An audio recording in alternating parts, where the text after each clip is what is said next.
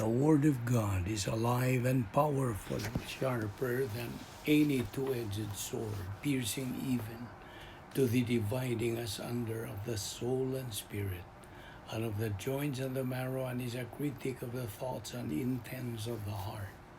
All Scripture is God-breathed and is profitable for doctrine, for reproof, for correction, for instruction in righteousness, that the man of God might be mature, thoroughly furnished unto all good works.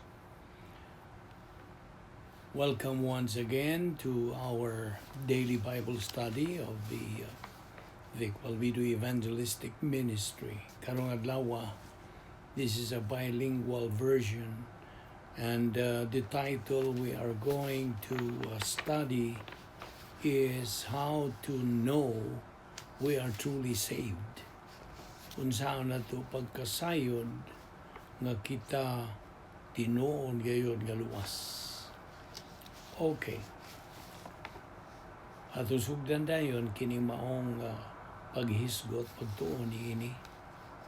Unsaon magyud nato pagkasayod nga kita tinuoray gyud nga naluwas nga mga Kristiyanon, born again Christians. Tungod ba lang kay we came forward sa kay evangelistic rally and atong i-commit ang atong kaugalingon sa pagtuo kang Kristo ingon nga manluwas.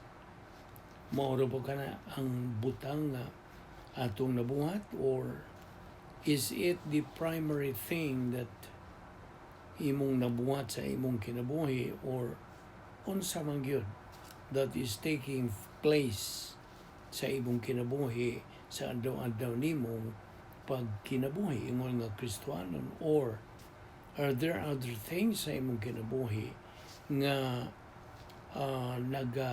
siguro kanimo beyond any shadow of doubt nga ikaw tinuray gyud nga nahimo na nga anak sa Dios? Pangutan na kuno ang imong kaugalingon niining mainungdanon kayong pangutana. Would God say nga tinuray gyud kang na tao pag-usab? Mosulti ba gyud ang Dios nga ikaw tinuray nga usa sa iyang mga anak? That you had been redeemed by Him? Gilukat ka na? O nga ikaw sagop na niya, o ikaw nahimo nagbahin sa iyang panimalay? What is it nga isulti sa Dios diya sa balang kasulatan nga mao kini ang timailan o mga kinaiya sa tinuoray gyud nga anak sa Dios? How does God say what a real Christian thinks? Unsa man ang tinuoray gyud nga Kristiyanon, unsaon man niya pag kanang buhat? Now, what are their characteristics? Unsa man gyud ang mga kinaiya? So try to ask yourself, pangutan-ay mong kaugalingon, siguro na ba gyud ko 100%, 100% na ba gyud kong positibo nga ako na tao na gyud tinuray, na tao na gyud pag-usab, o ako magtutuo gyud? Now, sabta dinhi nga ang tuyo nato dili kay specifically to try to get you to doubt nga duhan-duhan na noong ka sa imong kaluwasan. Wa ta butang nimo niini. We are not putting this together so that bisag kinsa kaninyo nagdungog niini ang tingali mo walk away ka, maingon ka, oh man, are you kidding me? I don't know kinsay luwas, wa ko masayod kinsay dili luwas, o wa ko masayod ko usa ka tawo luwas, wa po ko masayod ko unsa gyud nahitabo. I don't know unsa gyud tinuoray nga nahitabo. Now ang atong tuyo niini ang umalikon dili ang kanang paduha-duha kanimo sa imong kaluwasan. Ang tuyo nining atong pagtuo nini is to make each and every single one of us nga muhimo og pagtasal sa atong tagsa-tagsa nga kaugalingon. To examine our position ngadto sa tubangan sa Dios. Paghimog pagtasal sa atong kaugalingon aron sa pagsiguro nga tinuray gyud kita nga luwas na. Wa man ko magduda nga the people whom I am speaking to, naguna-una sila nga luwas gyud. They believe that they're saved, but they're not truly saved. Now, atong susihon susihon nato some of the reasons ngano nga mahitabo kini, how it can happen. Usa akong subdion nga ang atong tuyo dinhi, I kind of think we put this together tungod kay makita nato karong mga adlaw nga na ay daghan na gyud. There's so much around us that daghan na kayong duot sa mga katawhan, and this is not to say gikan gyud ni sa ilang matarong sa kaugalingon. This is coming all gikan gyud sa pulong sa Dios. Kaya binimo labihas kadaghang mga tao karon nga mo angkon nga sila mga Kristohanon and who truly believe that they are, and yet wa sila magkinabuhi alang sa Dios. Wala, dili makita sila kinabuhi ba nilang pagkakristohanon. They're not living sumala sa unsay gisulti sa Dios diha sa iyang pulong nga unsaon nila pag tinuuray yung pagkinabuhi. Mas kalibutanon sila than they are kang Ginoong Hesukristo. Nagabuhat sila daghang mga butang that come from the world, o sila nagasunod sa mga kalihukan sa kalibutan. And let the world tell them what to do kaysa unsa musunod sila sa mando ni Ginoong Hesukristo. And you look at them, niya moingon kang gikan sa pulong sa Dios, not from our standard, not from our personal standard. Ang inyong mga balaod o mga sumbanan alang sa pagkamatarong, there's absolutely nothing to do with it. So, nasayod ang tangang kaluwasan, gasa kini sa Dios. Gasa kini gikan sa Dios ngadto sa mga kaliwat sa tao. Ano si piso 2, 8.9. So, ang pagtuo nato kang Ginoong Hesukristo ingon nga magtotoo, manluluwas. Okay? Ingon nga Dios o manluluwas, maura kini ang bugtong paagi nga gisangkap sa Dios alang sa tao aron siya maluwas. Pagtuo lamang kang Kristo lamang, maura na ang bugtong paagi sa kaluwasan. Wala na ilain. Nothing else. Kaya binimo, ang pagtuo God, verbo kini, action word. Unsa man ang noun nini, ang pagtuo yapon, faith, you see. Sa Griego pulong is pistio. Now, ang imong pagtuo sa usa ka tumong sa kaluwasan nga mao si Ginoong Hesukristo, og siya ang adunay merito. Ang tao wala. Man has no merit. Ang tanang merito anaa diha kang Ginoong Hesukristo. Now, ang pagtuo ko dinhi, dili ni kay hinunta mental assent. It is accepting unsa may gisulti sa Dios nga tinuod yun. Di man mamakakon yun sa iyang isulti, tinuod man yun ka na. So mao na nga ang pulong sa Dios, may kamatuoran tungod kay He Himself claims to be so. Nas Juan 14:6. Busa, sanglit ang Dios kamatuoran man, walay bakak diya kaniya. Gusto? Ug sa diha nga sa katao mo sa likway, kung unsay gisulti sa Dios diya sa mga buhat, Kapitulo 16, versikulo 31, ang pagtuo kang Ginoong Jesucristo, ikaw maluwas. Kung dili siya mo dawat ni, dili siya mo tuo ni, then iyang gihimo ang Dios nga bakakon. Ug busa, sa diha nga musulti ang Dios, tumuo ka kang Ginoong Hesus. He is not talking here about intellectual knowledge in the sense that you would go like, well, okay, I believe in the fact na si Ginoong Jesucristo tinuod o mutuo ko nga siya usa ka propita gikan sa Dios. Well, ang mga Muslims mutuo man niana. Does that mean nga mga luwas sila?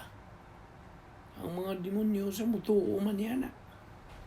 Ang balang kasulatan nagkanayon nga ang mga demonyo nagatuo apan sila nagakurog silang pagtuo. Di tremble. It's not merely intellectually saying nagatuo ko nga si Ginoong Jesucristo tinuod gyud nga tao. Kaya binimo ang pulong believe sa kung naginaingon di padugay nagkahulugan kini. If you look it up again sa Griego nga pulong is pistio, kini nagkahulugan pagsalig, pagbutang sa imong pagtuo ngadto kaniya. Busa sa diha ang Dios na magasulti, buot ko nga ikaw mutuo kang Ginoong Jesucristo. Tanan nagkahulugan nga ikaw nagatuo, nagasalig.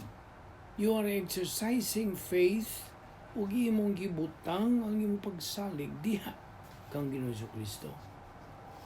Ang pulong gong Hesus naghulugan manluluwas. Siya ang Mesiyas. Busa, sa diha nga mo sulti ang Dios ug tumuo ka kang Ginoong Hesus, ikaw nagasulti by faith, nagasalig ka nga sa Hesus. Imo nang manluluwas. Imo na siyang Ginoo, siya imo nang agalon, og He is the anointed one nga pinadalagikan sa Dios. Now, sa diha nga imo na kining ipahimutang imong hiusahon kini, that's not me just expanding and making things up, no. That is what those words mean. Mo kanibot pasabot. Mo hinungdan nga ang Biblia nga diin naa ang imong masayran bahin sa kaluwasan. Ug ang maayong balita sa kaluwasan, kinahanglan kini nga isplikar, ipasabot. Now, akong balikon, what it biblically means to believe in Christ. Ang pagtuo nagkahulugan to completely trust sa pagbutang, all being into it, to put all your trust sa imong pagsalig ngadto niini. Kana naghulugan og pagsalig sa hingpit, complete trust. Now, ang mga Katoliko mo angkon nga sila nagatuo sa ni Kristo apan ang sulirano ni. Although nagatuo sila ni Kristo, nagtuo man gyapon sila og buhat. Wa man na isulti sa Biblia. Wa man nagsulti ang Dios sa iyang pulong nga kinahanglan magabuhat kita. So ang tinuod mo kini, nagatuo kita ni Kristo alone, by faith alone. That's it. So, kung ikaw tinuod yung Katoliko, mutuog yung kanya ng mga binuhatan besides believing in Christ. Mo gina inyong gituan. Because kung dili ka mutuon niya ng mga mahayong binuhatan, dili ka luwas. Mo na ilang gituuhan. So again, sila nagabarog sa ilang pagtuo that you believe in Christ plus mga binuhatan. Now, kung nagatuo lamang ka kang Kristo lamang, as Catholics belief says, then you are to be cursed, anathema, and to be thrown out of their church. Mo na gitawag nila, excommunicated ka. Hence, mo kini ang Yahweh. What is it that you are trusting in? Ang mga Katoliko nagatuo sa ilang mga binuhatan, sa ilang mga pag-ampo ngadto ni Maria, sa ilang mga santos, nagasalig sila sa ilang misa, sa ilang mga paghalad, sa ilang gitawag og indulhensya, ang pagpinitensya, ang pagkupisal sa mga sala ngadto sa pare, saying them kaning mga binuhat like pagrosaryo, etc. All those things the Catholics are trusting in. Mo na ilang gituuhan. So it's not enough for Catholics nga mo salig, mo tuo lang kang Kristo. Kinahanglan mo salig sila sa ilang mga maayong binuhatan o sa ilang mga tradisyon. Diha ang dakong suliran. That is the major difference. Ang isyu mo kini. Unsa man gyud ang imong gisaligan, ituuhan. Kaya binimo, wala tayong merito sa atong kaugalingon. There's nothing we can do na ma-earn nato ang salvation. It is faith alone in Christ alone, period. Nasa Episo 2:8-9.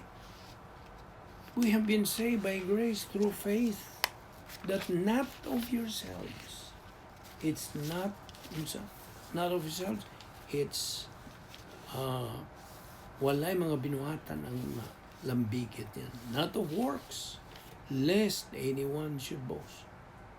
Now, sayo naman ta sa pulong sa Dios nagsulti nga ang atong mga mayong binuhatan sama kini sa mahugaw nga trapo, filthy rags. The Bible says diya sa Isias 64 versikulo 6.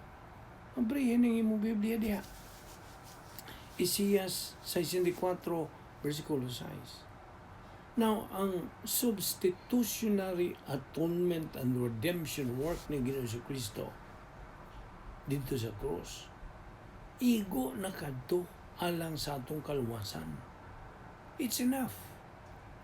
God only requires from man, ibo ka kung sa gikinahanglan lang sa Dios, gikan sa tao, pagtuo lamang sa iyang anak nga maoy milukat sa silot sa atong mga sala. Wa gyud tay kanang katungod. We have no right sa pagdugang niya ng hingpit na nga paagi sa kaluwasan nga gituman ni Ginoong Kristo dito sa cross. We have no right to add the perfect way of salvation. God did it through His Son. Our Lord Jesus Christ accomplished it on the cross. God has justified us pinagi sa iyang bugtong anak nga kanang bayad sa tanan ng mga utang sa sala. The full payment of our sin debt sa diyang namatay siya dito sa cross. Si Ginoong Kristo miula sa iyang dugo, siyang kaugalingong kinabuhi just one time tungod sa atong mga sala. Ang Diyos midawat niya na. And now, si Ginoong Kristo hay naman siya karon, tuwa na, nagalingkod na sa tuong kamot sa Diyos nga Amahan. Hinumdumi ni ang sacrificial spiritual death ni Ginoong Kristo dito sa cross, maotoy hingpit nga bayad, full payment alang sa atong mga sala. Full payment. Ikasagyo bayad. Now we are to believe our Lord Jesus Christ's redemptive work. Sa diyang namatay siya dito sa cross to pay our sin debt in full. Tumuo ka kang Ginoong Hesus, huwag ka maluwas. Mga buhat 16:31. Once we believe in Jesus Christ as our Savior, ang Diyos is going to completely forgive us our sins, and He accepts us into His kingdom in heaven. He gives us eternal life. The moment atong ibutang ang tanan tong pagsalig pagtuo diha kang Kristo, kana mo ibuot ipasabot sa pagtuo kang Ginoo Kristo. So, we have to make our choice. Do we have to believe in the Word of God or believe in the Word of man? Pili by using your God-given volition. Natay kabubuton, gihatag na sa Dios aron atong gamiton. Karon gamiton nato. Ang pagtuo kang Kristo kinabuhing dayon.